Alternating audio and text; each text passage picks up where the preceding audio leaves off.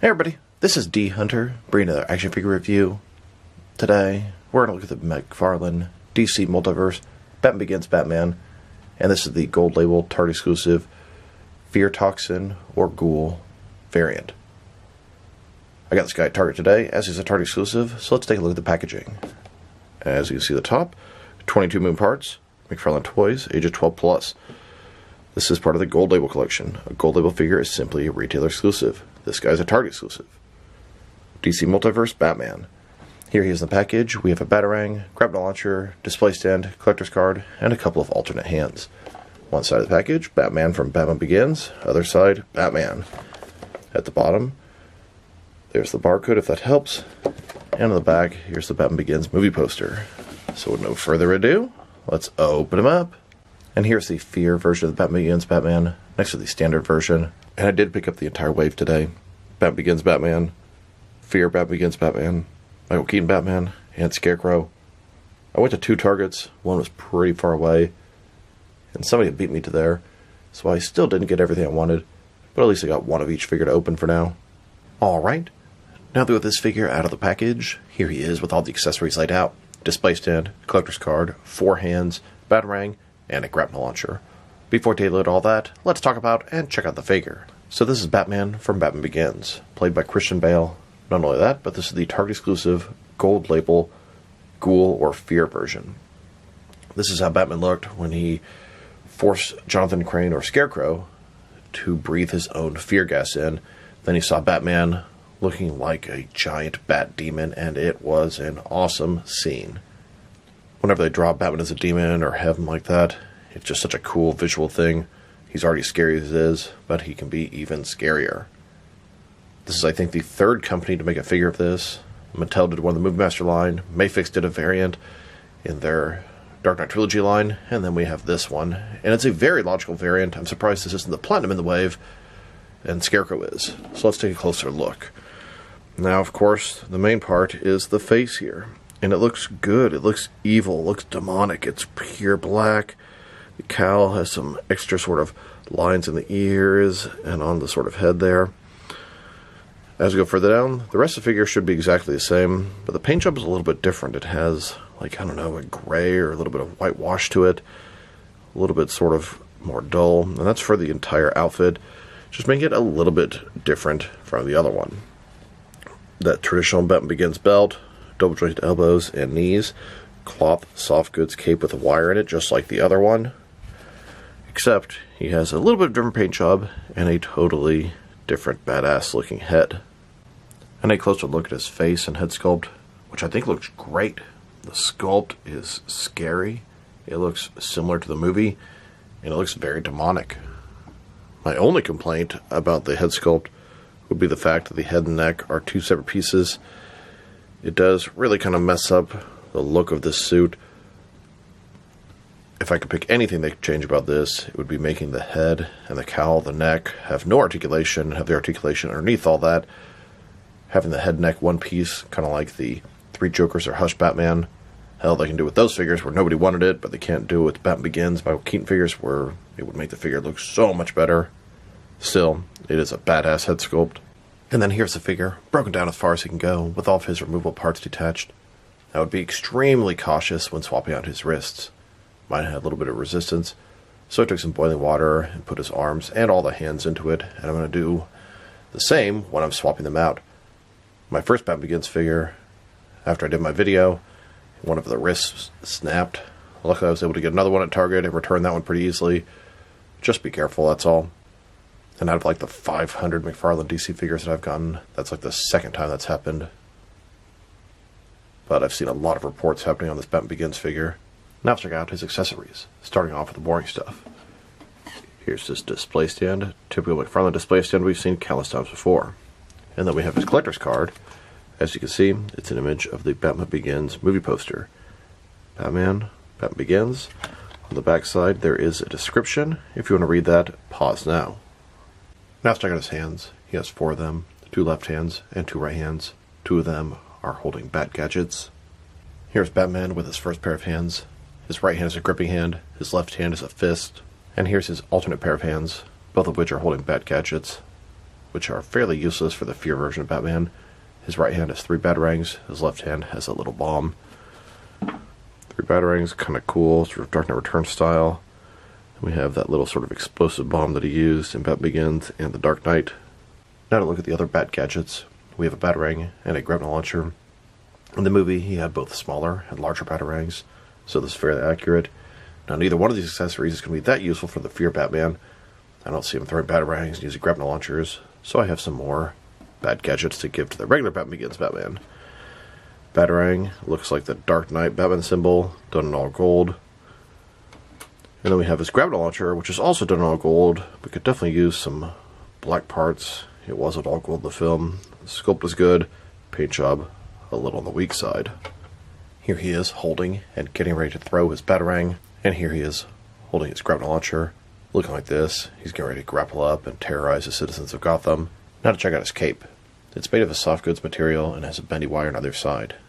Now, I'm not a huge fan of the material. It's kind of shiny, but it's not as bad as the Keaton Batman. You could stretch it out about this far, kind of get into some gliding poses. In the Dark Knight trilogy, they did a lot of gliding with the cape, which was pretty cool. I could kind of see him gliding over the streets of Gotham, but I think the cape would have to be a little bit bigger to really convince me of that. Now, it has a bendy wire, and you can pose it, kind of have it going up, down, whatever. If I want to have it sort of flowing in the wind, I like to do something like this. Kind of use my finger, bend it up, bend it back down, and then maybe back up again. You kind of have it flowing in the wind. Of course, you got to push the other side in there too, and then bam, you have kind of a quick makeshift job of that. I could make it look a little better, but you can see how we can really pose and do some pretty cool stuff with the figure. Makes him look pretty nice and adds that extra sort of detail and touch to him. Now we're going to check out the differences and similarities between the Fear version of Batman Begins Batman and the regular version. And the main differences are going to be different heads and different paint jobs. And I think they're both pretty nice figures. They do have their inaccuracies, but I'd say it's by far the best 7-inch scale Batman Begins Batman. Not that there's much competition. So, obviously the heads are totally different. This is a sort of standard head. This is the Fear head. And on both of them, I really wish the cowl and neck was one piece and it was like flush and smooth and sleek going down there. Now beyond that, it's the paint job. His is very clean, very crisp, and his has that sort of wash over it. Even down to the legs and feet, it looks a little bit different, and I appreciate the differences, that's for sure. I think it makes sense to sort of give this guy a little wash on top, and this guy looking clean and basic and crisp. Now that I've taken a pretty good look at the figure and his accessories, let's check out his height. From bottom to the top of his head, standing about 7.1 inches tall, which can translate to around 18 centimeters. And if you go to the top of the ears, about 7.3 or 7.4 inches tall. And for his articulation, starting with his head, of course, he can rotate side to side. He can look up, not too much, down pretty good amount. Can tilt his head from one side to the other.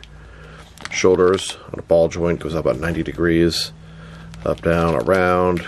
His shoulder pad is soft, but it still really can't go any farther up, and it's not because of the shoulder pad, it's just the way the arm's designed. He does have this butterfly ring between his shoulder and chest, increase the range of motion, and cover the large gap that would be there. Bicep cut, hidden very nicely. Double jointed elbows.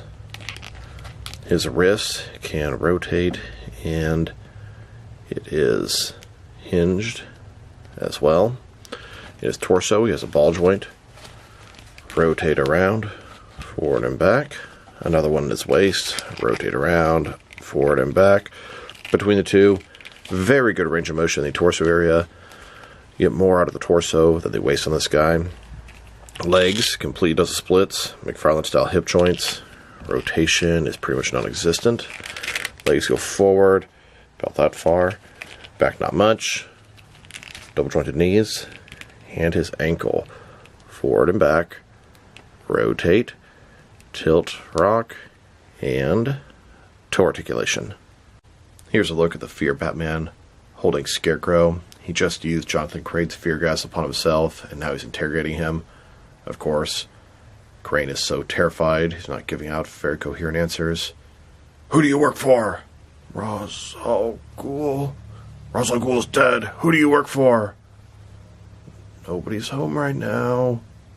Huge shout out to my boy Rudy Lopez for making this image for me. Much appreciated. And here's a look at the regular Batman Begins Batman, similar to the poster for the film.